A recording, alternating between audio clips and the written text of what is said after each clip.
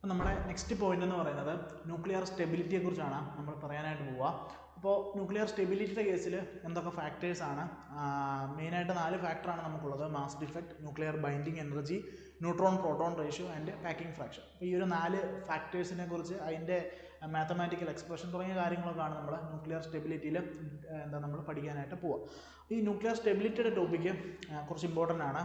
കഴിഞ്ഞ വട്ടം ഫോറൻസിക്കിൻ്റെ എക്സാമിനും ഈ ഒരു ടോപ്പിക്കിൽ നിന്നായിരുന്നു നമുക്ക് ക്വസ്റ്റ്യൻ ചോദിച്ചിരുന്നത്. അതുകൊണ്ട് ഈ ഒരു ടോപ്പിക്കിലെ ന്യൂമറിക്കൽസ് കുറച്ച് ലെങ്തിയാണ്. കുറച്ച് ലെങ്തി എന്ന് പറഞ്ഞാൽ നമുക്ക് പ്രാക്ടീസ് ചെയ്യുകയാണെന്നുണ്ടെങ്കിൽ സ്പീഡ് ചെയ്യാവുന്നതേ ഉള്ളൂ. മറ്റേ പോലെ ഒറ്റ സ്റ്റെപ്പ് ആയിരിക്കത്തില്ല, കുറച്ച് മൾട്ടിപ്പിൾ സ്റ്റെപ്സ് കാണും.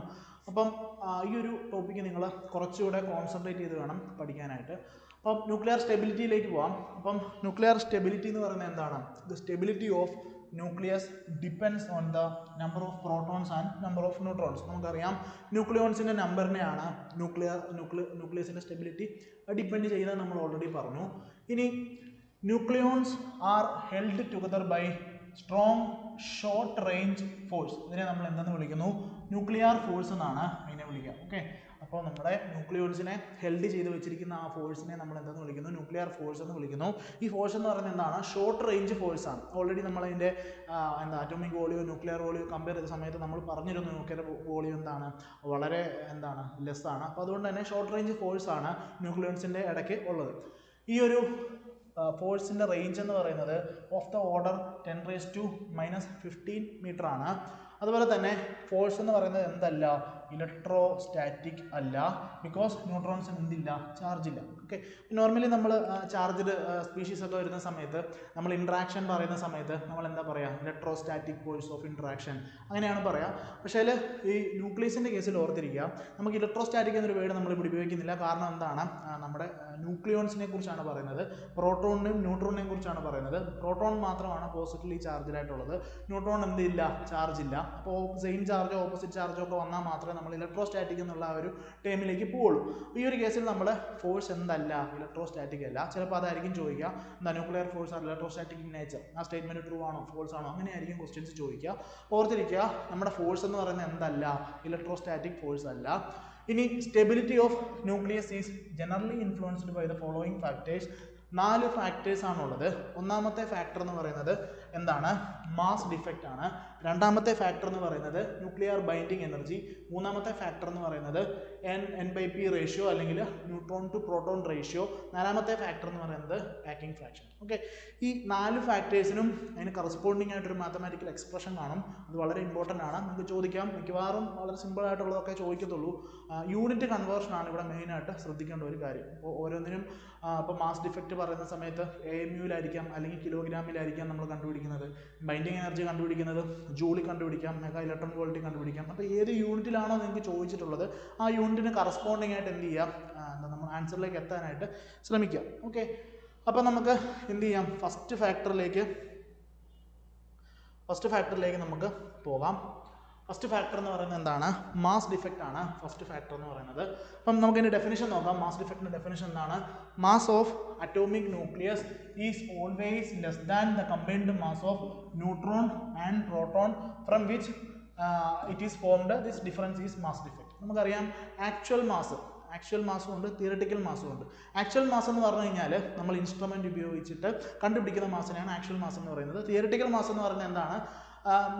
ന്യൂട്രോണിൻ്റെയും പ്രോട്ടോണിൻ്റെയും മാസ് നമ്മൾ ആഡ് ചെയ്തിട്ട് വരുന്ന ആ ഒരു മാസാണ് തിയററ്റിക്കൽ മാസ് എന്ന് പറയുന്നത്. അപ്പം ഇത് തമ്മിലൊരു ചെറിയ ഡിഫറൻസ് ഉണ്ട്. ഓൾവേസ് ആക്ച്വൽ മാസ് എന്ന് പറയുന്നത് എന്തായിരിക്കും? Less than combined mass of neutron and proton ആയിരിക്കും. അപ്പം the difference between theoretical mass and observed mass of A nucleus, അതിനെയാണ് നമ്മൾ എന്തെന്ന് വിളിക്കുന്നത്? മാസ് ഡിഫക്റ്റ് എന്ന് വിളിക്കുന്നത്. Greater the mass defect greater will be the stability. ഈ മാസ് ഡിഫക്റ്റിനെ നമ്മൾ ഡിനോട്ട് ചെയ്യുന്നത് ΔM എന്നാണ്. അതുപോലെ തന്നെ ജനറലി ഇതിനെ നമ്മൾ AMU ആണ്. ജനറലി AMU-ലാണ് നമ്മൾ അതിനെ റെപ്രസെൻറ്റ് ചെയ്യുന്നത്. നമുക്കറിയാം 1 AMU എന്ന് പറയുന്നത് എന്താണ്? 1.67 × 10⁻27 കിലോഗ്രാം ആണ്, അല്ലെങ്കിൽ 1.67 × 10⁻24 ഗ്രാം ആണ്. അപ്പോൾ മാസ് ഡിഫക്റ്റ് എന്ന് പറഞ്ഞാൽ എന്താ? മാസ് ഡിഫക്റ്റ് എന്ന് പറഞ്ഞാൽ എന്താണ്? Difference between theoretical mass and observed mass of A nucleus. ആ ഒരു ഡിഫറൻസ് ഉണ്ട്. എപ്പോഴും ഒബ്സർവ്ഡ് മാസ് എന്ന് പറയുന്നത് എന്തായിരിക്കും? ലെസ് ദാൻ ആയിരിക്കും തിയറിറ്റിക്കൽ മാസിനെക്കാളും. ആ ഡിഫറൻസിനെയാണ് നമ്മൾ മാസ് ഡിഫക്റ്റ് എന്ന് വിളിക്കുന്നത്. ഇനി മാസ് ഡിഫക്റ്റ് കൂടുതലാണെന്നുണ്ടെങ്കിൽ നമ്മുടെ സിസ്റ്റത്തിൻ്റെ സ്റ്റെബിലിറ്റി എന്തായിരിക്കും? കൂടുതലായിരിക്കും. നമ്മളിതിനെ ജനറലി AMUലാണ് എക്സ്പ്രസ് ചെയ്യുന്നതെന്ന് പറഞ്ഞു. അതുപോലെ തന്നെ ഡെൽറ്റ എം എന്ന് പറഞ്ഞിട്ടാണ് അതിനെ നമ്മൾ റെപ്രസെൻറ്റ് ചെയ്യുന്നതെന്നും പറഞ്ഞു. 1 AMU ഈ ഒരു ഒരു കൺവേർഷൻ ഓർത്തിരിക്കുക. AMU ലാണെന്നുണ്ടെങ്കിൽ കുഴപ്പമില്ല. ഇനി കിലോഗ്രാമിലോ ഗ്രാമിലോട്ട് കൺവേർട്ട് ചെയ്യണമെന്നുണ്ടെങ്കിൽ എന്ത് ചെയ്യണം? 1.67 × 10⁻⁻27 ഇട്ട് മൾട്ടിപ്ലൈ ചെയ്യുകയാണെന്നുണ്ടെങ്കിൽ കിലോഗ്രാമിലായിരിക്കും നിങ്ങൾക്ക് ആ മാസ് ഡിഫക്റ്റ് കിട്ടുന്നത്. ഓക്കെ, അപ്പം ഈ ഒരു കൺവേർഷൻ വലിയ പ്രശ്നമൊന്നുമില്ല. ഇനി ഇതിനൊരു ഡെറിവേഷനാണ്. ഡെറിവേഷൻ ഒന്നും നിങ്ങൾക്ക് ആവശ്യമില്ല, ഫൈനൽ ഇക്വേഷൻ മാത്രമേ ഉള്ളൂ നമുക്ക് ആവശ്യം. പക്ഷേ കാര്യങ്ങളൊക്കെ മനസ്സിലാക്കേണ്ടതുകൊണ്ട് തന്നെ നമുക്ക് നോക്കാം. നമ്മളൊരു ആറ്റത്തെ കൺസിഡർ ചെയ്യുകയാണ്. Let's have an atom. Atomic number എന്ന് പറയുന്നത് Z ആണ്. മാസ് നമ്പർ എന്ന് പറയുന്നത് ക്യാപിറ്റൽ A ആണ്. അപ്പോൾ നമുക്കറിയാം നമ്പർ ഓഫ് പ്രോട്ടോൺസ് എന്ന് പറയുന്നത് എന്തായിരിക്കും? അറ്റോമിക് നമ്പറിന് ഈക്വൽ ആയിരിക്കും. നമ്പർ ഓഫ് ന്യൂട്രോൺസ് എന്ന് പറയുന്നത് അതിൻ്റെ mass number minus atomic number ആയിരിക്കും. നമ്മളത് ഓൾറെഡി പഠിച്ചു. ഇനി mass of proton and neutron എന്ന് പറയുന്നത് എന്തായിരിക്കും? Z into mass of proton plus A minus Z into mass of neutron ആയിരിക്കും. അതായത് നമ്മുടെ തിയററ്റിക്കൽ മാസ് എന്ന് പറയുന്നതാണ് ഈ സാധനം. ഓക്കെ, അപ്പോൾ ഇതിന് എന്താണ്? Mass of proton and neutron. ഇതിനെന്താണ് നമ്മൾ പറയുക? തിയററ്റിക്കൽ മാസ് എന്നാണ് പറയുക. അതെങ്ങനെ കണ്ടുപിടിക്കാം? Atomic number into mass of proton plus A minus Z എന്ന് പറഞ്ഞാൽ എന്താ? ന്യൂട്രോണിൻ്റെ നമ്പറാണ്. Neutron number into mass of neutron. അതാണ് നമ്മുടെ തിയററ്റിക്കൽ മാസ് എന്ന് പറയുന്നത്. ഇനി ഈ ഒരു AMUയിലുള്ള നമ്മുടെ പ്രോട്ടോണിൻ്റെയും ന്യൂട്രോണിൻ്റെയും മാസ് നിങ്ങൾ കാണാതെ പഠിക്കണം. അത് നമുക്ക് ക്വസ്റ്റ്യന് ചില സമയത്ത് തരും, ചില സമയത്ത് തരത്തില്ല. ഓർത്തിരിക്കുക, മാസ് ഓഫ് പ്രോട്ടോൺ എന്ന് പറയുന്നത് എന്താണ്? 1.0078 AMU ആണ്. മാസ് ഓഫ് ന്യൂട്രോൺ എന്ന് പറയുന്നത് എന്താണ്? 1.0086 AMU ആണ്. ഓക്കെ, അങ്ങനെയാണെന്നുണ്ടെങ്കിൽ ആക്ച്വൽ മാസ് എന്ന് പറയുന്നത് ക്യാപിറ്റൽ M എന്ന് വിചാരിക്കാം. ഈ ആക്ച്വൽ മാസ് എങ്ങനെ നമ്മൾ കാൽക്കുലേറ്റ് ചെയ്യാം? അതിനും എന്തുണ്ട്? നമുക്ക് ടെക്നിക്കുണ്ട്. അതിനെ നമ്മൾ എന്തെന്ന് വിളിക്കും? മാസ് സ്പെക്ട്രോമെട്രി എന്ന് വിളിക്കും. മാസ് സ്പെക്ട്രോമെട്രി എന്നാണ് നമ്മൾ ആക്ച്വൽ മാസ് കണ്ടുപിടിക്കുന്നത്. അതും ചിലപ്പോൾ ചോദിക്കാം, ആക്ച്വൽ മാസ് എങ്ങനെയാണ് കണ്ടുപിടിക്കുക? മാസ് സ്പെക്ട്രോമെട്രി നമുക്ക് കിട്ടുന്ന മാസ്, അതിനെയാണ് നമ്മൾ ആക്ച്വൽ മാസ് എന്ന് വിളിക്കുന്നത്. അങ്ങനെയാണെങ്കിൽ മാസ് ഡിഫക്റ്റ് എന്ന് പറഞ്ഞാൽ എന്തായിരിക്കും? തിയററ്റിക്കൽ മാസും നമ്മളുടെ ആക്ച്വൽ മാസും തമ്മിലുള്ള ഡിഫറൻസിനെയാണ് നമ്മൾ എന്തെന്ന് വിളിക്കുന്നത്? മാസ് ഡിഫക്റ്റ് എന്ന് വിളിക്കുന്നത്. ഓക്കെ, അപ്പം ഈ ഡെൽറ്റ M എന്ന് പറഞ്ഞ ഈ ഒരു ടേമാണ് എന്തെന്ന് പറയുന്നത്? നിങ്ങളുടെ മാസ് ഡിഫക്റ്റ് എന്ന് പറയുന്നത്.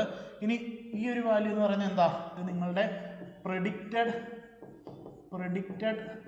മാസ് ആണ്. പ്രെഡിക്റ്റഡ് മാസ് അല്ലെങ്കിൽ തിയററ്റിക്കൽ മാസ് ആണ്. ഇനി ഈ ക്യാപിറ്റൽ M എന്ന് പറഞ്ഞാൽ എന്താണ്? ഇതെന്ന് പറയുന്നതാണ് നിങ്ങളുടെ ആക്ച്വൽ മാസ് എന്ന് പറയുന്നത് നിങ്ങളുടെ ക്യാപിറ്റൽ M ആണ്. ഓക്കെ, അതെന്തായിരിക്കും? ഓൾവേസ് എന്താണ്? ഈ ഒരു M എന്തായിരിക്കും? ചെറുതായിരിക്കും. അപ്പോൾ നിങ്ങൾക്ക് തിയററ്റിക്കൽ മാസാണ് കൂടുതലായിട്ട് വരിക. അപ്പോൾ ഇങ്ങനെയാണ് മാസ് ഡിഫക്റ്റ് നമ്മൾ എന്ത് ചെയ്യുന്നത്? കണ്ടുപിടിക്കുന്നത്. അപ്പോൾ ഓർത്തിരിക്കുക, ഈ ഇക്വേഷൻ മാത്രമേ ഉള്ളൂ. നിങ്ങൾ ഓർത്തിരിക്കേണ്ടത് ഈ ഇക്വേഷൻ മാത്രമേ ഉള്ളൂ. M is equal to Z into mass of proton plus A minus Z into mass of neutron minus actual mass. Okay, actual mass നിങ്ങൾക്ക് ക്വസ്റ്റ്യൻ തന്നിട്ടുണ്ടാവും. ഇത് ഈ കാൽക്കുലേഷൻ പാർട്ട് നിങ്ങൾ ചെയ്യുക. എന്നിട്ട് എന്ത് ചെയ്യുക? മാസ് ഡിഫക്റ്റ് കണ്ടുപിടിക്കുക.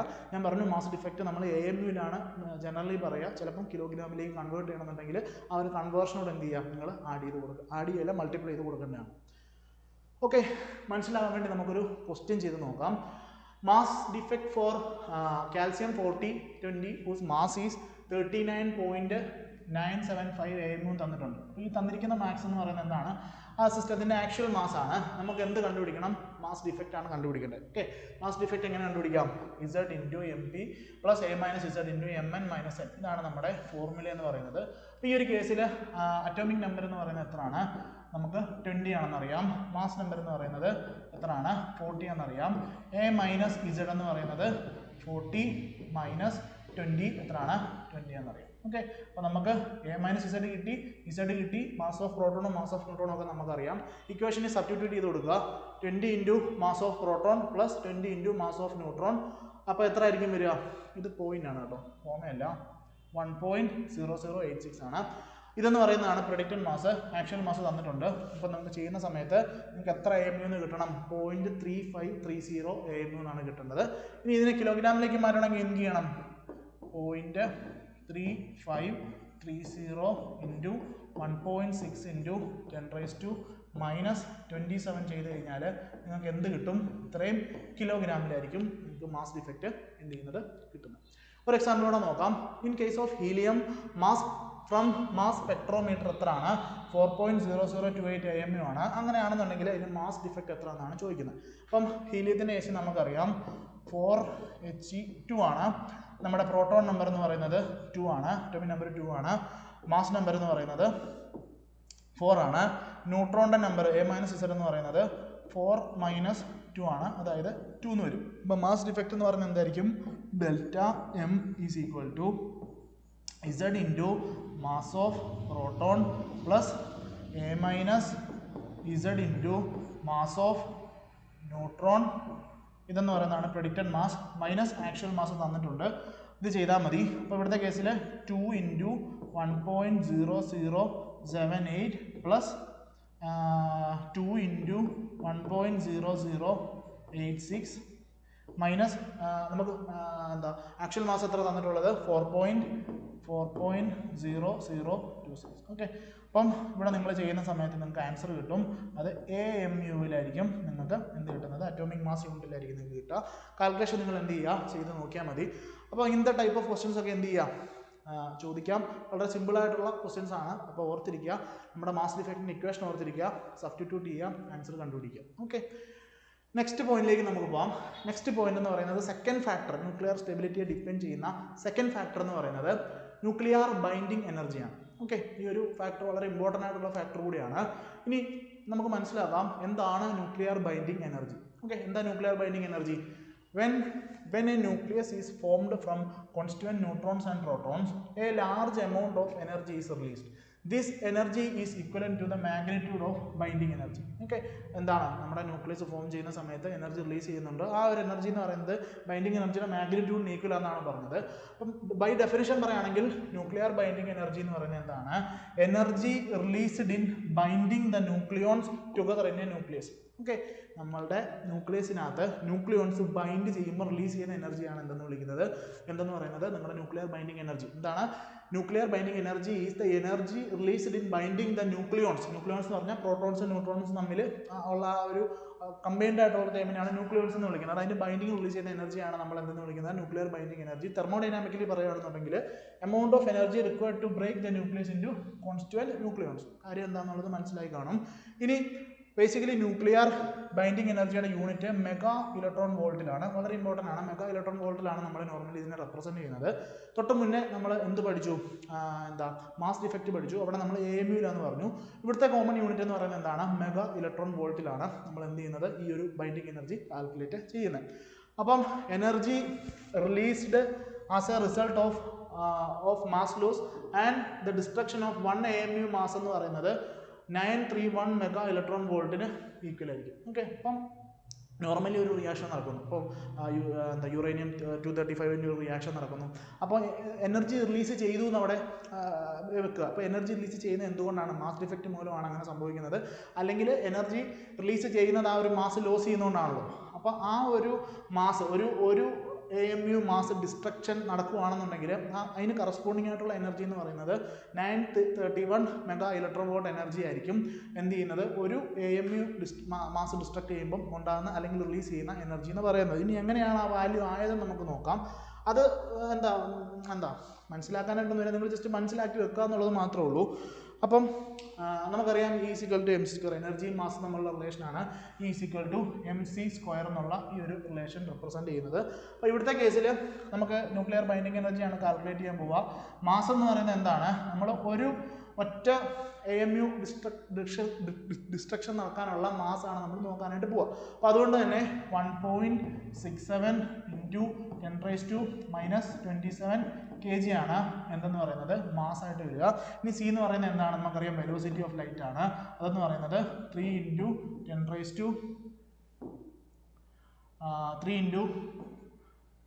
10⁸ മീറ്റർ/സെക്കൻഡ് ആണ് ദ ഹോൾ സ്ക്വയർ എന്ന് വരും. ഓക്കെ, ഹോൾ സ്ക്വയർ എന്ന് വരും. അപ്പോൾ ഈ ഒരു കേസിൽ നമുക്ക് എങ്ങനെ എഴുതാൻ പറ്റും? 1.67 × 10⁻27 × 9 × 10⁻16 ഇത്രയും kilogram metre square by second square. ഇതിനെ നമ്മൾ എന്തെന്നാണ് വിളിക്കുന്നത്? ഇതിനെ നമ്മൾ ജൂൾ എന്നാണ് വിളിക്കുക. ഇത്രയത്തിനെ നമ്മൾ ജൂൾ എന്നാണ് വിളിക്കുക. അപ്പോൾ ഇപ്പം എനർജി എന്തിലാണ് നിൽക്കുന്നത്? ജൂളിലാണ് നിൽക്കുന്നത്. എനിക്ക് മെഗാ ഇലക്ട്രോൺ വോൾട്ടിലാണ് വേണ്ടത്. അപ്പോൾ എന്ത് വേണം? 1 ഇലക്ട്രോൺ വോൾട്ട് എന്ന് പറയുന്നത് എന്താണ്? 1.6 × 10⁻⁹ ജൂൾ ആണ്. 1 മെഗാ ഇലക്ട്രോൺ വോൾട്ട് എന്ന് പറയുന്നതോ 1.6 × 10⁻⁻13 ജൂൾ ആണ്. എന്ത് ചെയ്യുക? ഈ ഒരു വാല്യൂവിനെ നമ്മൾ എന്ത് ചെയ്യുക? 1.6 × 10⁻⁻13 വെച്ചിട്ട് ഡിവൈഡ് ചെയ്യുക. ആ സമയത്ത് നിങ്ങൾക്ക് എത്ര എന്ന് കിട്ടും? 931 മെഗാ ഇലക്ട്രോൺ വോൾട്ട് എന്ന് കിട്ടും. ഓക്കെ, ഞാൻ ഓൾറെഡി തൊട്ട് മുന്നത്തെ പോയിന്റ് പറഞ്ഞ എന്താണ്?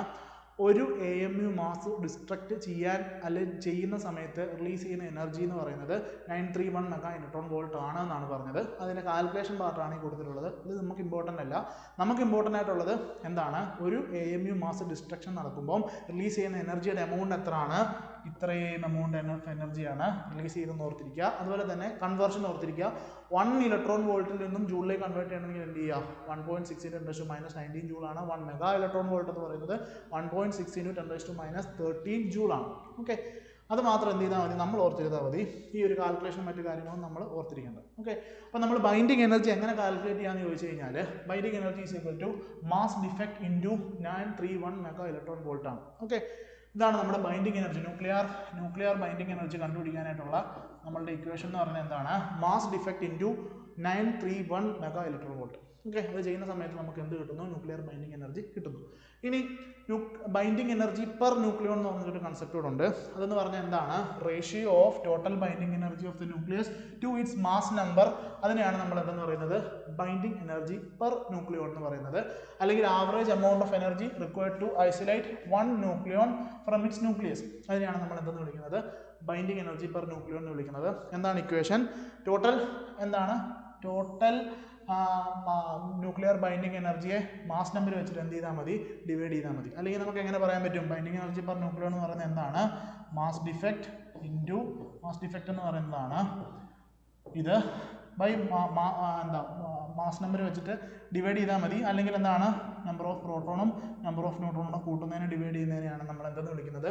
ബൈൻഡിങ് എനർജി പെർ ന്യൂക്ലിയോൺ എന്ന് വിളിക്കുന്നത്. ഓക്കെ, ഇനി നോക്കുക. Greater the mass defect, greater is the nuclear binding energy and greater is the stability of the nucleus. നമ്മൾ ഓൾറെഡി കണ്ടു. ബൈൻഡിങ് എനർജി എന്ന് പറയുന്നത് എന്താണ്? മാസ് ഡിഫെക്റ്റിന് ഡയറക്ട്ലി പ്രൊപ്പോർഷണൽ ആണ്. അപ്പോൾ അതുകൊണ്ട് തന്നെ മാസ് ഡിഫെക്റ്റ് കൂടുകയാണെന്നുണ്ടെങ്കിൽ ബൈൻഡിങ് എനർജിയും എന്ത് ചെയ്യും? കൂടും. ബൈൻഡിങ് എനർജി കൂടിക്കഴിഞ്ഞാൽ ബൈൻഡിങ് എനർജി പെർ ന്യൂക്ലിയോൺ എന്ത് ചെയ്യും? കൂടും. അപ്പം ബേസിക്കലി മാസ് ഡിഫെക്റ്റ് കൂടുകയാണെന്നുണ്ടെങ്കിൽ നമ്മുടെ ബൈൻഡിങ് എനർജി കൂടും. ബൈൻഡിങ് എനർജി കൂടിക്കഴിഞ്ഞാൽ നമ്മുടെ ന്യൂക്ലിയസിൻ്റെ സ്റ്റെബിലിറ്റി എന്ത് ചെയ്യും? കൂടും. ഓക്കെ, അത്രയും കാര്യങ്ങളാണ് നമ്മൾ ഇവിടെ പറഞ്ഞത്. അപ്പോൾ ഓടിച്ചൊന്നുകൂടെ ഞാൻ പറയാം. എന്താണ് ഇവിടുത്തെ കേസിൽ നമ്മൾ ആദ്യം ഡിസ്കസ് ചെയ്തത് മാസ് ഡിഫെക്റ്റ് ആണ്. അപ്പോൾ മാസ് ഡിഫെക്റ്റിൻ്റെ കേസിൽ നമ്മളുടെ ഇക്വേഷൻ ഓർത്തിരിക്കുക. Delta M is equal to Z into M P plus A minus Z into M N minus M. അതായത് പ്രെഡിക്റ്റഡ് മാസും ആക്ച്വൽ മാസും തമ്മിലുള്ള ഡിഫറൻസിനെയാണ് നമ്മൾ എന്തെന്ന് വിളിക്കുന്നത്? മാസ് ഡിഫെക്റ്റ് എന്ന് വിളിക്കുന്നത്.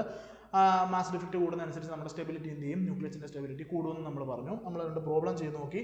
ദെൻ ന്യൂക്ലിയർ ബൈൻഡിങ് എനർജി നമ്മൾ നോക്കി. ന്യൂക്ലിയർ ബൈൻഡിങ് എനർജി എന്ന് പറയുന്നതിൻ്റെ ഇക്വേഷൻ എന്താണ്? ന്യൂക്ലിയർ ബൈൻഡിങ് എനർജി ഇക്വേഷൻ എന്ന് പറയുന്നത് മാസ് ഡിഫെക്റ്റ് ഇൻറ്റു 931. ഓക്കെ, അതിൻ്റെ യൂണിറ്റ് മെഗാ ഇലക്ട്രോൺ വോൾട്ടിലാണ് കിട്ടുകയെന്ന് നമ്മൾ പറഞ്ഞു. ഇനി nuclear binding energy per nucleon എന്ന് പറഞ്ഞു കഴിഞ്ഞാൽ എന്താണ്? Amount of energy required to isolate 1 nucleon from its nucleus ആണ്. അതെന്ന് പറഞ്ഞാൽ എന്താണ്? ടോട്ടൽ ബൈൻഡിങ് എനർജി നമ്മൾ മാസ് നമ്പർ വെച്ച് ഡിവൈഡ് ചെയ്യുന്ന ആ റേഷ്യോയ്ക്കാണ് എന്തെന്ന് പറയുന്നത്? ബൈൻഡിങ് എനർജി പെർ ന്യൂക്ലിയോൺ എന്ന് പറയുന്നത്. മാസ് ഡിഫെക്റ്റിൻ്റെ ഇക്വേഷൻ ഇമ്പോർട്ടൻ്റ് ആണ്. ബൈൻഡിങ് എനർജി ഇക്വേഷൻ ഇമ്പോർട്ടൻ്റ് ആണ്. Binding energy per nucleon equation എന്താണ്? ഇമ്പോർട്ടൻ്റ് ആണ്. സിമ്പിളായിട്ട് ഇത് അറിയാവുന്ന കാര്യങ്ങളൊക്കെ ഉള്ളൂ. സബ്സ്റ്റിറ്റ്യൂട്ട് ചെയ്യുക, ആൻസർ കണ്ടുപിടിക്കുക. ഓക്കെ, പിന്നെ ലാസ്റ്റ് പറഞ്ഞ പോയിന്റ്, മാസ് ഡിഫെക്റ്റ് കൂടുന്നതനുസരിച്ച് ബൈൻഡിങ് എനർജി കൂടും. ബൈൻഡിങ് എനർജി കൂടിക്കഴിഞ്ഞാൽ എന്ത് കൂടും? സ്റ്റെബിലിറ്റി ഓഫ് ന്യൂക്ലിയസ് എന്ത് ചെയ്യും? ഇൻക്രീസ് ചെയ്യും. ഓക്കെ, ഇനി നെക്സ്റ്റ് ഫാക്ടർ എന്ന് പറയുന്നത് N/P റേഷ്യോ ആണ്. Okay, neutron to proton ratio ആണ് സ്റ്റെബിലിറ്റിയെ ഡിറ്റർമൈൻ ചെയ്യുന്ന അല്ലെങ്കിൽ സ്റ്റെബിലിറ്റിയെ അഫക്റ്റ് ചെയ്യുന്ന അടുത്ത ഫാക്ടർ എന്ന് പറയുന്നത്. അപ്പം nuclear stability is related to neutron to proton ratio. N/P ratio depend ചെയ്തിട്ടുണ്ട്. ചില ബുക്കുകളിൽ N/Z റേഷ്യോ എന്നും പറയാറുണ്ട്. നമ്മളിവിടെ N/P എന്നാണ് പറയുക. N/Z ആയാലും N/P ആയാലും എന്താണ്? സെയിം തന്നെയാണ്, കാര്യം സെയിം തന്നെയാണ്. അപ്പം ലൈറ്റർ എലമെൻസിൻ്റെ കേസിൽ nuclear of light elements are stable if they have equal number of neutrons and protons. എവിടെ വരെയാണ്? Z is equal to 20. Okay, നമ്മളുടെ ലൈറ്റർ എലമെൻറ്റ്സ് Z 20 വരെയുള്ള കേസിൽ ന്യൂട്രോണും പ്രോട്ടോണും എന്താണ്? ഈക്വൽ ആയിരിക്കും. അങ്ങനെയാണെന്നുണ്ടെങ്കിൽ N/P റേഷ്യോ എന്ന് പറയുന്നത് എന്തായിരിക്കും? 1 ഈക്വൽ ആയിരിക്കും. ഓക്കെ, 1 ഈക്വലായിരിക്കും. അതെന്താണ്? സ്റ്റേബിൾ ആണ്.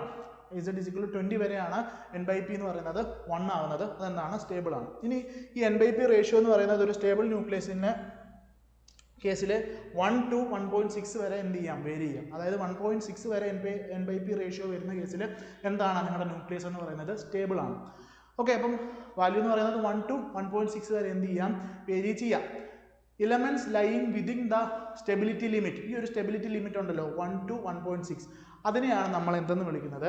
സ്റ്റെബിലിറ്റി ബെൽറ്റ് അല്ലെങ്കിൽ സ്റ്റെബിലിറ്റി സോൺ എന്ന് വിളിക്കുന്നത്. ഓക്കെ, നിങ്ങളുടെ n/p റേഷ്യോ എന്ന് പറയുന്നത് ലൈറ്റർ എലമെന്റ്സിന്റെ കേസിൽ Z is equal to 20 വരെ എന്താണ്? 1 ആണ്. അത് സ്റ്റേബിൾ ആണ്. ഇനി ഒരു n/p റേഷ്യോയുടെ വാല്യൂ എന്ന് പറയുന്നത് 1 to 1.6 വരെയാണെന്ന് പറഞ്ഞു. ആ ഒരു 1 to 1.6 വരെയുള്ള ആ ഒരു സ്റ്റെബിലിറ്റി ലിമിറ്റിനെ നമ്മൾ എന്തെന്ന് വിളിക്കും? സ്റ്റെബിലിറ്റി ബെൽറ്റ് എന്ന് വിളിക്കാം, അല്ലെങ്കിൽ സ്റ്റെബിലിറ്റി സോൺ എന്ന് വേണമെങ്കിൽ വിളിക്കാം. The elements whose nuclei do not fall within the stability limit are said to be unstable. Okay, അപ്പോൾ ഈ ഒരു സ്റ്റെബിലിറ്റി ലിമിറ്റിൽ അല്ല നിങ്ങളുടെ n/p റേഷ്യോ വാല്യൂ വരുന്നെങ്കിൽ അങ്ങനത്തെ ന്യൂക്ലിയ ഒക്കെ എന്തായിരിക്കും? അൺസ്റ്റേബിൾ ആയിരിക്കും. Okay, the unstable nuclei whose n/p ratio is either less than 1 or greater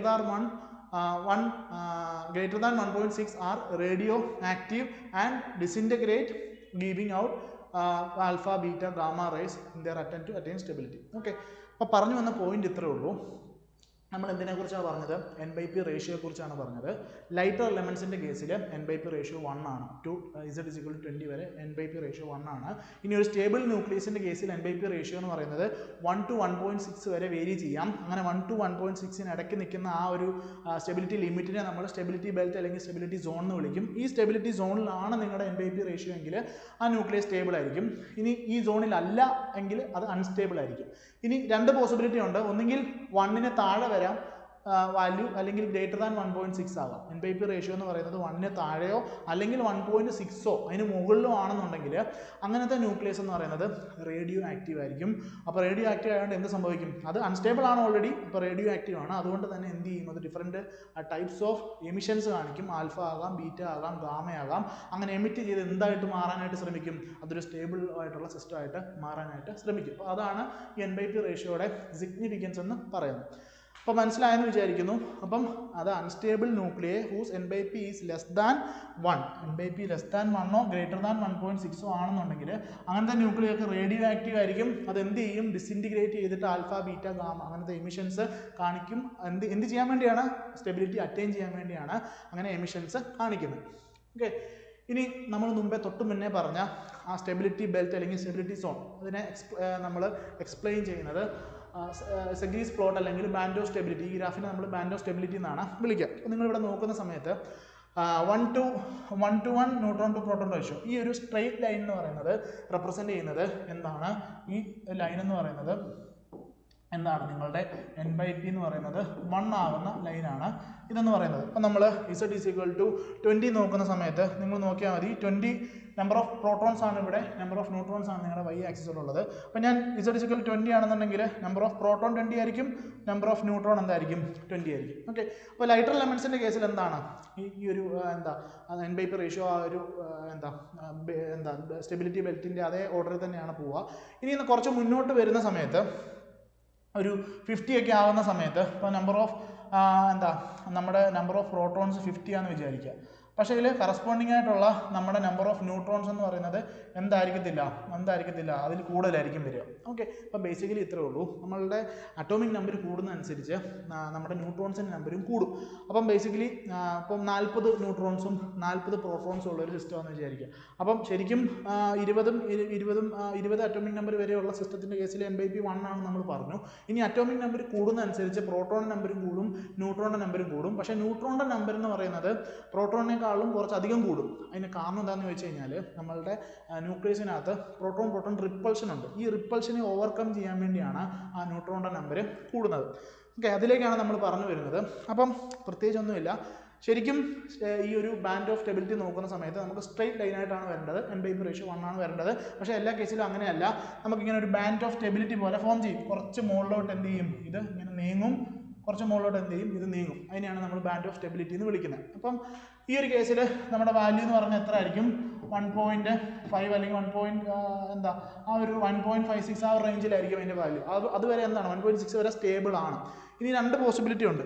ഒന്നെങ്കിൽ ഇതിന് മുകളിൽ വരാം, ഈ NP റേഷ്യോ എന്ന് പറയുന്നത് ബാൻഡ് ഓഫ് സ്റ്റെബിലിറ്റിക്ക് മുകളിൽ വരാം, അത് അൺസ്റ്റേബിൾ ആണ്. ബാൻഡ് ഓഫ് സ്റ്റെബിലിറ്റിക്ക് താഴെ വരാം, അതും എന്താണ്, അൺസ്റ്റേബിൾ ആണ്. ഈ രണ്ട് കേസിലും അൺസ്റ്റേബിൾ ന്യൂക്ലിയ എന്ത് ചെയ്യും, ചില എമിഷൻസ് ഒക്കെ കാണിച്ചിട്ട് അത് സ്റ്റേബിൾ ആകാൻ വേണ്ടി ശ്രമിക്കും. അതാണ് നമ്മൾ പറഞ്ഞു വന്നത്, ഇൻട്രൊഡക്ഷനിൽ പറഞ്ഞു വന്നത് ആ ഒരു കാര്യമാണ്. അപ്പോൾ ബാൻഡ് ഓഫ് സ്റ്റെബിലിറ്റിയുടെ കേസിൽ ഓർത്തിരിക്കുക, ഇതിനെയാണ് നമ്മൾ ബാൻഡ് ഓഫ് സ്റ്റെബിലിറ്റി എന്ന് വിളിക്കുന്നത്. NP റേഷ്യോ എന്ന് പറയുന്നത് ഈ ഒരു കേസിൽ 1.6 വരെ ആകാം. ഇനി രണ്ട് കേസുണ്ട്. NP റേഷ്യോ എന്ന് പറയുന്നത് ഒന്നെങ്കിൽ കൂടുതലായിരിക്കാം അല്ലെങ്കിൽ കുറവായിരിക്കാം. ഓക്കെ, അപ്പം അങ്ങനെ അൺസ്റ്റേബിൾ ആയിട്ടുള്ള ന്യൂക്ലിയെ നമ്മൾ ഐലൻഡ് ഓഫ് സ്റ്റെബിലിറ്റി എന്ന് പറഞ്ഞിട്ട് ഒരു സാധനം കൂടെ റെപ്രസെൻറ്റ് ചെയ്യുന്നുണ്ട്. അതൊന്നും നമുക്ക് ഇമ്പോർട്ടൻ്റ് അല്ല. നമ്മളുടെ കേസിൽ നോക്കുക NP റേഷ്യോ കൂടുതലാണോ കുറവാണോ നോക്കുക. ഇനി ആ NP റേഷ്യോ കൂടുതലാണെന്നുണ്ടെങ്കിൽ അത് എങ്ങനെ സ്റ്റെബിലിറ്റി അറ്റൈൻ ചെയ്യും, NP റേഷ്യോ കുറവാണെന്നുണ്ടെങ്കിൽ എങ്ങനെ എന്ത് ചെയ്യും, ആ സ്റ്റെബിലിറ്റി അറ്റൈൻ ചെയ്യും. ആ ഒരു കാര്യമാണ് നമ്മൾ എന്ത് ചെയ്യേണ്ടത്, മനസ്സിലാക്കേണ്ടത്.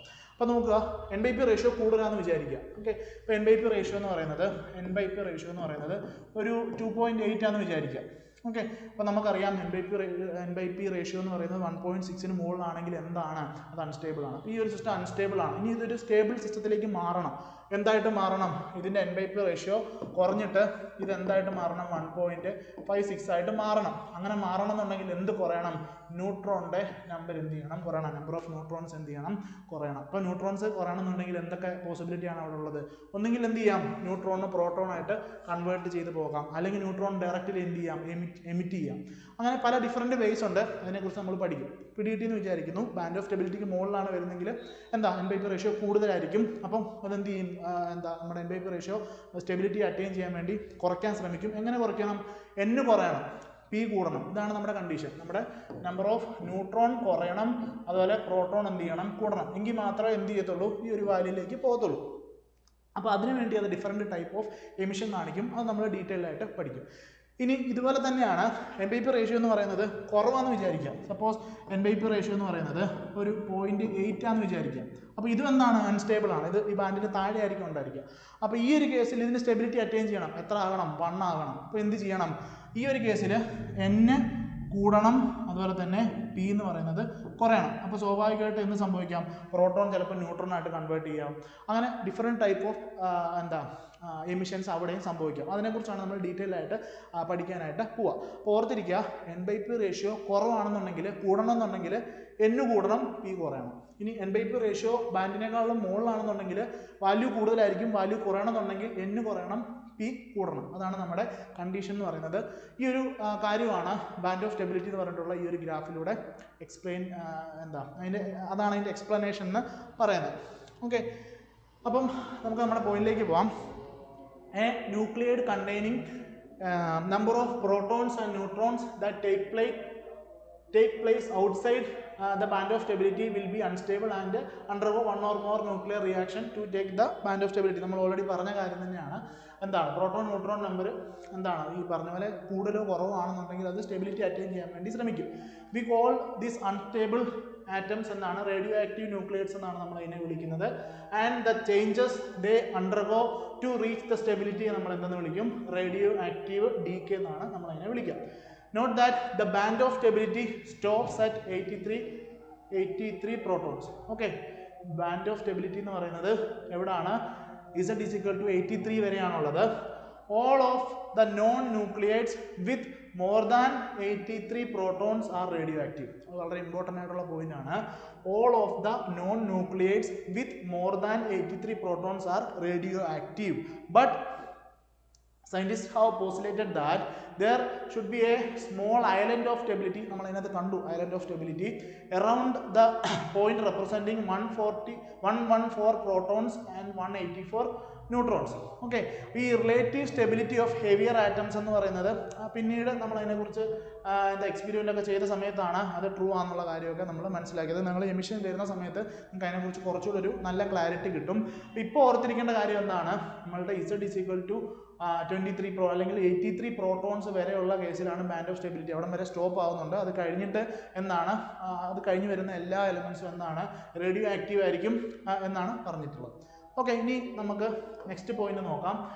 Z is equal to, beyond Z is equal to 20, nuclei have more number of neutrons than proton, because as the number of neutron increase, repulsion between them also increase. Okay, already നമ്മൾ പറഞ്ഞു എന്താണ് Z is equal to 20 വരെ n/p ratio 1 ആണ്. പക്ഷേ Z is equal to 20 ക്ക് മുകളിൽ പോകുന്ന സമയത്ത് എന്ത് സംഭവിക്കും? രണ്ടും കൂടും, പ്രോട്ടോൺസും കൂടും ന്യൂട്രോൺസും കൂടും. പക്ഷേങ്കിൽ more number of neutrons than protons ആയിരിക്കും. അതിന് എന്തിനു വേണ്ടിയാണ് അങ്ങനെ ചെയ്യുന്നത്? കാരണം എന്താണ്? നമ്പർ ഓഫ് പ്രോട്ടോൺസ് തമ്മിൽ എന്തുണ്ട്? റിപ്പൾഷൻ കൂടുന്നുണ്ട്. അതുകൊണ്ടാണ് ന്യൂട്രോൺസിന്റെ നമ്പർ എന്ത് ചെയ്യുന്നത്? കൂടുന്നത്. To compensate or counterbalance this repulsive force, nucleus have more number of neutrons and the n/p ratio increases in order to form a stable nuclei. Okay, അപ്പോൾ ഈ റിപ്പൾഷനെ overcome ചെയ്യാൻ വേണ്ടിയാണ് എന്ത് ചെയ്യുന്നത്? ന്യൂക്ലിയസിന് മോർ നമ്പർ ഓഫ് ന്യൂട്രോൺസ് ഉള്ളത്. അതുകൊണ്ട് തന്നെ എന്ത് കൂടും? n/p ratio കൂടും. എന്താകാൻ വേണ്ടി? സ്റ്റേബിൾ ന്യൂക്ലിയർ ആകാൻ വേണ്ടി. ഓക്കെ, അപ്പം നമ്മൾ ഓൾറെഡി പറഞ്ഞു ഈ റേഷ്യോ എന്ന് പറയുന്നത് 1.56 1.6 വരെയൊക്കെ പോകാമെന്ന് പറഞ്ഞു. അപ്പം ദ ഹെവിയസ്റ്റ് സ്റ്റേബിൾ ന്യൂക്ലിയർ എന്ന് പറയുന്നത് ഏതാണ്? നമ്മുടെ ബിസ്മത്താണ്. Atomic number 83, mass number 209, neutrons 126 ആണ്. അതിന് n/p റേഷ്യോ എന്ന് പറയുന്നത് 1.51 ആണ്. അപ്പോൾ ഇത് കഴിഞ്ഞിട്ട് വരുന്നതൊക്കെ എന്താണെന്ന് നമ്മൾ പറഞ്ഞു? റേഡിയോ ആക്റ്റീവ് ആണ്, അത് റേഡിയോ ആക്റ്റീവ് ഡീകേ കാണിക്കുമെന്നൊക്കെയാണ് നമ്മൾ തൊട്ട് മുന്നേ പറഞ്ഞത്. ഈ ഒരു പോയിന്റ് മനസ്സിലായെന്ന് വിചാരിക്കുന്നു. അപ്പം നമ്പർ ഓഫ് ന്യൂട്രോൺസ് കൂടുന്നതിന് കാരണം എന്താണ്? ആ പ്രോട്ടോൺസ് തമ്മിലുള്ള റിപ്പൾഷൻ ഉണ്ടാകുന്നുണ്ട്. ആ റിപ്പൾഷനെ കോമ്പൻസേറ്റ് ചെയ്യാൻ വേണ്ടിയാണ് എന്ത് കൂടുന്നത്? നമ്പർ ഓഫ് പ്രോട്ടോൺസ് കൂടുന്നത്. ഇനി അത് മനസ്സിലാക്കാൻ വേണ്ടി നമുക്ക് ഈ ഒരു ടേബിൾ നോക്കാം. അപ്പോൾ ഇവിടുത്തെ കേസിൽ ന്യൂട്രോൺ ടു പ്രോട്ടോൺ റേഷ്യോ നമ്മൾ ഗ്രൂപ്പ് 15 എലമെൻസിൻ്റെയാണ് നോക്കുന്നത്. ഇപ്പം നൈട്രജൻ നോക്കുക. നൈട്രജൻ്റെ കേസിൽ നമ്പർ ഓഫ് ന്യൂട്രോൺ എന്ന് പറയുന്നത് എത്രയാണ്? 7 ആണ്. നമ്പർ ഓഫ് പ്രോട്ടോൺ എന്ന് പറയുന്നത് 7 ആണ്. അപ്പോൾ n/p റേഷ്യോ എന്ന് പറയുന്നത് എന്തായിരിക്കും? 1 ആയിരിക്കും. ഇനി ഫോസ്ഫറസിലേക്ക് വരുന്ന സമയത്ത് നമ്പർ ഓഫ് ന്യൂട്രോൺ എന്ന് പറയുന്നത് 16 ആണ്. നമ്പർ ഓഫ് പ്രോട്ടോൺ എന്ന് പറയുന്നത് 15 ആണ്. n/p ratio 1.07 to 1. ഇനി ആർസനിക്ക് വരുന്നു. ന്യൂട്രോൺ 42 ആണ്. പ്രോട്ടോൺ എന്ന് പറയുന്നത് 33 ആണ്. ഇനി താഴോട്ട് വരുന്നു. ആൻറ്റിമണി വരുന്നു. 70 ആണ് ന്യൂട്രോൺ നമ്പർ. പ്രോട്ടോൺ നമ്പർ എന്ന് പറയുന്നത് 51 ആണ്. ഇനി ബിസ്മത്തിലേക്ക് വരുന്ന സമയത്ത് 126 ആണ് നമ്പർ ഓഫ് ന്യൂട്രോൺസ് എന്ന് പറയുന്നത്. പ്രോട്ടോൺ നമ്പർ എന്ന് പറയുന്നത് 83 ആണ്. ഇതെന്താണ്? 126 ആണ്. അപ്പം നമ്മൾ തൊട്ട് മുമ്പേ പറഞ്ഞ പോയിന്റ് എന്താണ്? സെയിം ആയിട്ട് വരുന്ന കേസിൽ 1 ആണ് നമുക്ക് റേഷ്യോ കിട്ടുന്നത്. പക്ഷേ പ്രോട്ടോണിൻ്റെ നമ്പർ കൂടുന്നതനുസരിച്ച് ന്യൂട്രോണിൻ്റെ നമ്പർ ഇതിന് ഡയറക്റ്റ്ലി അല്ല കൂടുന്നത്, കുറച്ച് അധികം കൂടും. എന്തിനു വേണ്ടിയാണ്? ഈ പ്രോട്ടോൺസ് തമ്മിലുള്ള റിപ്പൾഷനെ കോമ്പൻസേറ്റ് ചെയ്യാൻ വേണ്ടിയാണ് അങ്ങനെ സംഭവിക്കുന്നത്. ഓർത്തിരിക്കുക, 7 പ്രോട്ടോൺ ഉള്ളപ്പം 7 ന്യൂട്രോണേ ഉള്ളൂ. 15 പ്രോട്ടോൺ വരുന്ന കേസിൽ 16 ന്യൂട്രോൺ ഉണ്ട്. 33 പ്രോട്ടോൺ വരുന്ന കേസിൽ 42 ന്യൂട്രോൺ ആയിട്ട് മാറും. ഇനി അതുപോലെ 51 വരുന്ന കേസിൽ 71. അങ്ങനെ ന്യൂട്രോണിൻ്റെ നമ്പർ എന്ത് ചെയ്യുന്നു? ന്യൂക്ലിയസിൽ കൂടുന്നു. എന്തിനു വേണ്ടി? സ്റ്റെബിലിറ്റി അറ്റൈൻ ചെയ്യാൻ വേണ്ടിയാണ് അങ്ങനെ കൂടുന്നത്. അപ്പം ഏറ്റവും ഹെവിയസ്റ്റ് ആയിട്ടുള്ള ബിസ്മത്തിൻ്റെ കേസിൽ 1.52 ആണ് അതിൻ്റെ n/p റേഷ്യോ. ഓക്കെ, അപ്പോൾ ടേബിൾ മനസ്സിലായെന്ന് വിചാരിക്കുന്നു. മനസ്സിലാകാൻ വേണ്ടി ടേബിൾ ഫോമിൽ പറഞ്ഞു എന്നുള്ളതേ ഉള്ളൂ. നമ്മൾ മുമ്പേ പറഞ്ഞ കാര്യങ്ങളൊക്കെ തന്നെയാണ്. ഇനി ഇൻ ഹെവിയർ എലമെൻറ്റ് എന്താ സംഭവിക്കുക? Number of proton and neutron both increase ചെയ്യും. But increase in the number of neutron should be greater than the increase number the proton. Okay, അത് നമ്മൾ ഓൾറെഡി പറഞ്ഞു. അപ്പോൾ ഈ ന്യൂട്രോണിൻ്റെ നമ്പർ ഇൻക്രീസ് ചെയ്താൽ എന്താ പ്രശ്നം എന്ന് ചോദിച്ചു കഴിഞ്ഞാൽ, ഈ നമ്പർ ഓഫ് ന്യൂട്രോൺ എന്ത് ചെയ്യുന്നു? കൂടുന്ന സമയത്ത് ന്യൂക്ലിയസിൻ്റെ സൈസ് എന്ത് ചെയ്യുന്നു? കൂടുന്നു. ആ സൈസ് കൂടുന്നതുകൊണ്ടാണ് കുളംബിക് റിപ്പൾഷൻ ബിറ്റ്വീൻ പ്രോട്ടോൺസ് എന്ന് പറയുന്നത് എന്ത് ചെയ്യുന്നത്? കുറയുന്നത്. ഓക്കെ, അപ്പോൾ ഓർത്തിരിക്കുക. എന്തിനാണ് നമ്മൾ മുമ്പേ തൊട്ട് മുന്നേ പറഞ്ഞു? എന്ത് പറഞ്ഞു? പ്രോട്ടോൺ നമ്പർ കൂടുന്നതനുസരിച്ച് ന്യൂട്രോൺ കുറച്ച് അധികം കൂടുന്നുണ്ടെന്ന് പറഞ്ഞു. ഇനി അങ്ങനെ കൂടുന്നതുകൊണ്ടുള്ള ഗുണം എന്താണ്? നമ്മളുടെ സൈസ്, ന്യൂക്ലിയസിൻ്റെ സൈസ് എന്ത് ചെയ്യും? കൂടും. അപ്പം ന്യൂട്രോൺ നമ്പർ കൂടുന്നതനുസരിച്ച് ന്യൂക്ലിയസിൻ്റെ സൈസ് കൂടും. ആ സൈസ് കൂടുമ്പോൾ എന്ത് സംഭവിക്കും? നിങ്ങളുടെ കുളംബിക് റിപ്പൾഷൻ, ആ പ്രോട്ടോണിൻ്റെ റിപ്പൾഷൻ എന്ത് ചെയ്യും? കുറയും. അങ്ങനെയാണ് ശരിക്കും ആ റിപ്പൾഷൻ എന്ത് ചെയ്യുന്നത്? കോമ്പൻസേറ്റ് ചെയ്യുന്നത്. ന്യൂട്രോൺസ് ആഡ് ചെയ്തിട്ട് ഈ പറഞ്ഞ പോലെ ആ ഒരു പ്രോട്ടോണിൻ്റെ റിപ്പൾഷൻ കോമ്പൻസേറ്റ് ചെയ്യുന്നത് ഈ ഒരു രീതിയിലാണ്. ഓക്കെ, ഇനി ഇതുവരെ പറഞ്ഞതിനൊരു സമ്മറി ഞാൻ പറയാം. നമ്മുടെ mass number equal to 40. Mass number equal to 40 എന്ന് പറഞ്ഞാൽ atomic number equal to Z, അത്രേ ഉള്ളൂ. നമ്മൾ ആദ്യം പറഞ്ഞ പോയിന്റ് തന്നെയാണ്. മാസ് നമ്പർ 40 ആണെന്നുണ്ടെങ്കിൽ n/p റേഷ്യോ എന്ന് പറയുന്നത് 1 ആയിരിക്കും. മാസ് നമ്പർ ഗ്രേറ്റർ ദാൻ 40യുടെ കേസിൽ എന്ത് സംഭവിക്കാം? n/p റേഷ്യോ ഗ്രേറ്റർ ദാൻ 1 ആകാം. സ്റ്റേബിൾ ലിമിറ്റ് എന്ന് പറയുന്നത് 1.56 വരെ എന്താണ്? സ്റ്റേബിൾ ആണ്. ഇനി n/p റേഷ്യോ എന്ന് പറയുന്നത് 1.56ന് എബോവ് ആണെന്നുണ്ടെങ്കിൽ അങ്ങനത്തെ സിസ്റ്റംസ് ഒക്കെ എന്തായിരിക്കും? റേഡിയോ ആക്റ്റീവ് ഡീകേ കാണിക്കും. ഞാൻ മുമ്പേ റേഞ്ച് എന്ന് പറയുന്നത് 1 to 1.6 പറഞ്ഞു. ഇപ്പോൾ ഇവിടെ 1.56 ആണ് പറയുന്നത്. കൺഫ്യൂസ്ഡ് ആകണ്ട, ചില ബുക്കുകളിൽ അങ്ങനെയാണ് കൊടുത്തിട്ടുള്ളത്. 1 to 1.6 ആണ് ലിമിറ്റ് പറയുന്നത്. പക്ഷേ സ്റ്റാൻഡേർഡ് ബുക്കുകളിലൊക്കെ നിങ്ങൾ നോക്കുകയാണെന്നുണ്ടെങ്കിൽ NYP റേഷ്യോ എന്ന് പറയുന്നത് 1.56 വരെയാണ് സ്റ്റേബിൾ ആയിട്ടുള്ളത്. അതുകൊണ്ട് 1.56 മുകളിൽ NYP റേഷ്യോ വന്നു കഴിഞ്ഞാൽ അങ്ങനത്തെ ന്യൂക്ലിയൈഡുകളൊക്കെ എന്ത് സംഭവിക്കാം? റേഡിയോ ആക്റ്റീവ് ഡീകേ സംഭവിക്കാം. ഓക്കെ, അപ്പോൾ ഇത്രയും കാര്യങ്ങളാണ് നമ്മൾ മനസ്സിലാക്കേണ്ടത്. NYP റേഷ്യോ മാസ് നമ്പർ 14 വരെ 1 ആയിരിക്കും. ഇനി NYP റേഷ്യോ 1.56 വരെ സ്റ്റേബിൾ ആയിരിക്കും. ഇനി 1.56 മുകളിൽ പോവുകയാണെന്നുണ്ടെങ്കിൽ എന്ത് സംഭവിക്കും? അത് റേഡിയോ ആക്റ്റീവ് ഡീകേ അണ്ടർഗോ ചെയ്യും. ഇനി അത് ഏതൊക്കെയാണെന്നാണ് നമ്മൾ നോക്കാനായിട്ട് പോകുന്നത്. ഓക്കെ, ഇനി നമ്മൾ ബാൻഡ് ഓഫ് സ്റ്റെബിലിറ്റി പറഞ്ഞു. ബാൻഡ് ഓഫ് സ്റ്റെബിലിറ്റി പറഞ്ഞ സമയത്ത് ബാൻഡ് ഓഫ് സ്റ്റെബിലിറ്റിക്ക് മുകളിൽ പോകാം, താഴെ വരാം. ആ ഒരു കാര്യമാണ് ഇവിടെ പറയുന്നത്. എന്താ നോക്കുക? If NYP ratio is above the belt of stability. എന്താണ് NYP റേഷ്യോ എന്ന് പറയുന്നത്? ബാൻഡ് ഓഫ് സ്റ്റെബിലിറ്റിക്ക് എബവ്, മുകളിലാണെന്നുണ്ടെങ്കിൽ എന്ത് കുറയണം? N should decrease. ഓക്കെ, നമ്മൾ ഓൾറെഡി പറഞ്ഞു. എന്താ നമ്മുടെ ബാൻഡ് ഓഫ് സ്റ്റെബിലിറ്റി നോക്കുന്ന സമയത്ത് നമ്മുടെ റേഷ്യോ എന്താണ്? NYP റേഷ്യോ എന്ന് പറയുന്നത് കൂടുതലാണ്. NYP റേഷ്യോ എന്ന് പറയുന്നത് എബവ് ആണെന്നുണ്ടെങ്കിൽ 2.8 ആണെന്നുണ്ടെങ്കിൽ ഈ 2.8 എന്തായിട്ട് മാറണം? 1.56 ആയിട്ട് മാറണം. എങ്ങനെ മാറണം? ഈ N കുറഞ്ഞാൽ മാത്രമേ, അല്ലെങ്കിൽ പ്രോട്ടോൺ കൂടിയാൽ മാത്രമേ എന്ത് സംഭവിക്കത്തുള്ളൂ? ഈ ഒരു സ്റ്റെബിലിറ്റി അറ്റൈൻ ചെയ്യത്തുള്ളൂ. അപ്പോൾ അതാണ് കഴിഞ്ഞ പോയിന്റ് നമ്മൾ പറഞ്ഞത്. If NYP ratio is above the belt of the stability, N should decrease. If NYP ratio is below the belt of stability, എന്താണ്? 1 കുറവാണെന്നുണ്ടെങ്കിൽ എന്ത്? N എന്ന് പറയുന്നത് എന്ത് ചെയ്യണം? N എന്ന് പറയുന്നത് കുറയണം. എങ്കിൽ മാത്രമല്ലേ ഈ പറഞ്ഞ പോലെ എന്താ NYP റേഷ്യോ സ്റ്റേബിൾ ആ ഒരു ഇതിലേക്ക് പോകത്തുള്ളൂ. അപ്പോൾ ഓർത്തിരിക്കുക, NYP റേഷ്യോ എന്ന് പറയുന്നത്, ഓക്കെ, NYP റേഷ്യോ ഇവിടെ കൂടുകയാണ് വേണ്ടത്, ഡിക്രീസ് അല്ല ഇൻക്രീസ് ആണ്. ഇൻക്രീസ് ആണ്. Okay, if NYP ratio is below the belt of stability, then N should increase. എന്താണ് NYP എന്ന് പറയുന്നത്? എന്താണ് കുറവാണെന്നുണ്ടെങ്കിൽ എന്താണ് നമ്പർ ഓഫ് ന്യൂട്രോൺസ് കൂടിയാൽ മാത്രമേ ആ ഒരു സ്റ്റെബിലിറ്റി ബെൽറ്റിലേക്ക് എന്ത് ചെയ്യാൻ പറ്റത്തുള്ളൂ, അല്ലെങ്കിൽ ആ ഒരു സ്റ്റെബിലിറ്റി അറ്റൈൻ ചെയ്യത്തുള്ളൂ. അപ്പം നമുക്കറിയാം, നമ്മൾ കുറച്ച് മുന്നേ സ്റ്റാർട്ട് ചെയ്തപ്പോൾ തന്നെ നമ്മൾ പറഞ്ഞു, നമ്മൾ ഇലക്ട്രോൺസിൻ്റെ കേസിൽ ഇലക്ട്രോൺസിനെ നമുക്ക് ആറ്റത്തിൽ നിന്ന് റിമൂവ് ചെയ്യാം, അതുപോലെ തന്നെ ഇലക്ട്രോൺസിനെ ആഡ് ചെയ്യാം, അങ്ങനത്തെ കാര്യങ്ങളൊക്കെ പോസിബിൾ ആണ്. പക്ഷേ ന്യൂക്ലിയസിൻ്റെ കേസിൽ ഈവൻ ന്യൂക്ലിയസിനെ നമുക്ക് മാറ്റാൻ പറ്റില്ല എന്നൊക്കെ നമ്മൾ പറഞ്ഞു. ഇനി അതുപോലെ തന്നെയാണ് നമുക്ക് എന്താണ് ഒരു ന്യൂക്ലിയസിനകത്തുള്ള പ്രോട്ടോൺ, അതിനെ നമുക്ക് ആഡ് ചെയ്യോ അല്ലെങ്കിൽ സബ്ട്രാക്ട് ചെയ്യോ എന്ന് പറയുന്നത് പോസിബിൾ അല്ല. അപ്പം അതാണ് അടുത്ത point. It is difficult to add or subtract proton inside the nucleus. So നമ്മൾ എന്ത് ചെയ്യുന്നു? ന്യൂട്രോൺസിൻ്റെ നമ്പർ അഡ്ജസ്റ്റ് ചെയ്തിട്ടാണ് ആ ഒരു സ്റ്റെബിലിറ്റി അറ്റൈൻ ചെയ്യുന്നത്. അപ്പം നമ്പർ ഓഫ് പ്രോട്ടോൺസിന് നമുക്ക് എങ്ങനെ അഡ്ജസ്റ്റ് ചെയ്യാം? അതിനെ ന്യൂട്രോൺ ആയിട്ട് കൺവേർട്ട് ചെയ്യാം, എന്നിട്ട് ആ ഒരു നമ്പറിൽ അഡ്ജസ്റ്റ് ചെയ്യാൻ പറ്റും. ഇലക്ട്രോൺ പോലെയല്ല, പ്രോട്ടോണിനെ നമുക്ക് ആഡ് ചെയ്യാൻ സബ്ട്രാക്ട് ചെയ്യുകയും ചെയ്യുന്നത് എന്താ പോസിബിൾ അല്ല. അപ്പോൾ അതുകൊണ്ട് നമുക്ക് എന്ത് ചെയ്യാൻ പറ്റും? പ്രോട്ടോണിനെ നമുക്ക് ചേഞ്ച് ചെയ്യാം. എങ്ങനെ ചേഞ്ച് ചെയ്യാം? ഒന്നെങ്കിൽ പ്രോട്ടോണിനെ നമുക്ക് ന്യൂട്രോണായിട്ട് കൺവേർട്ട് ചെയ്യാം, അല്ലെങ്കിൽ ന്യൂട്രോണിനെ നമുക്ക് തിരിച്ച് കൺവേർഷൻ നടക്കും, പക്ഷേ ആഡ് ചെയ്യാനോ സബ്ട്രാക്ട് ചെയ്യാനോ എന്ത് ചെയ്യത്തില്ല, പറ്റത്തില്ല. അപ്പം the nuclide lying above or below the band of stability will decay in such a way that the product nucleate can be placed in the stability region. അപ്പം ഡീക്കേ കഴിഞ്ഞിട്ട് വരുന്ന ന്യൂക്ലിയൈഡ് എന്ന് പറയുന്നത് എന്തായിരിക്കും? ആ ഒരു സ്റ്റെബിലിറ്റി റീജിയനിലായിരിക്കും എന്ത് ചെയ്യുക, ഉണ്ടായിരിക്കുക. അപ്പോൾ എന്തിനാണ് ഇത് ഡീക്കേ അണ്ടർഗോ ചെയ്യുന്നത്? സ്റ്റെബിലിറ്റി അറ്റൈൻ ചെയ്യാൻ വേണ്ടിയാണ്. അപ്പോൾ ഉറപ്പായിട്ടും ഡീക്കേ കഴിഞ്ഞിട്ട് ഉണ്ടാകുന്ന ന്യൂക്ലിയൈഡ് എന്തായിരിക്കും? ആ ഒരു സ്റ്റെബിലിറ്റി റീജിയൻ അല്ലെങ്കിൽ ആ സ്റ്റെബിലിറ്റി സോണിലായിരിക്കും ഉണ്ടായിരിക്കുക. ഓക്കെ, അപ്പം നമുക്ക് എക്സാമ്പിളിലേക്ക് പോകാം. ഓക്കെ, ഇത് നമ്മളുടെ ബാൻഡ് ഓഫ് സ്റ്റെബിലിറ്റിയുടെ ഗ്രാഫാണ്. നമ്മൾ ഓൾറെഡി ആ കാര്യങ്ങളൊക്കെ പറഞ്ഞു. ഇനി NYP ratio and different mode of decay, ഏതൊക്കെ ടൈപ്പ് ഓഫ് ഡീക്കേ ആണ് നമുക്കുള്ളത്, അതാണ് നമ്മൾ അടുത്തത് പറയാനായിട്ട് പോവുക. The way an unstable nucleus disintegrates is decided by is position which react to the NYP plot of the stable nuclear. Okay, അപ്പോൾ നമ്മളുടെ പോയിന്റിലേക്ക് നമുക്ക് വരാം. മൂന്ന് കാര്യങ്ങളാണ് നമ്മൾ NYP പ്ലോട്ടിൽ ശ്രദ്ധിക്കേണ്ടത്. അപ്പം നമ്മൾ തൊട്ട് മുന്നത്തെ ആ ഗ്രാഫ് കണ്ടു. ആ ഗ്രാഫിനകത്ത് നോക്കുക.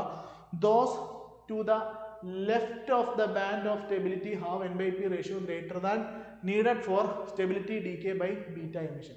നിങ്ങളുടെ ബാൻഡ് ഓഫ് സ്റ്റെബിലിറ്റിയിൽ ആ ഗ്രാഫിൻ്റെ കേസിൽ ലെഫ്റ്റ് സൈഡിലാണെന്നുണ്ടെങ്കിൽ NYP റേഷ്യോ ഗ്രേറ്റർ ദാൻ ഒന്നുകൂടെ നോക്കുക. Left of the band stability have NYP ratio greater than needed for stability ആണെന്നുണ്ടെങ്കിൽ ബീറ്റ എമിഷൻ ആയിരിക്കും അണ്ടർഗോ ചെയ്യുക. അതായത് NYP റേഷ്യോ എന്ന് പറയുന്നത് ബാൻഡ് ഓഫ് സ്റ്റെബിലിറ്റിക്ക് എബോവ് ആണെന്നുണ്ടെങ്കിൽ എന്ത് സംഭവിക്കാം? അവിടെ ബീറ്റ എമിഷൻ സംഭവിച്ചിട്ട് നിങ്ങളുടെ ന്യൂക്ലിയസ് എന്തായിട്ട് മാറാം? സ്റ്റേബിൾ ആയിട്ട് മാറാം.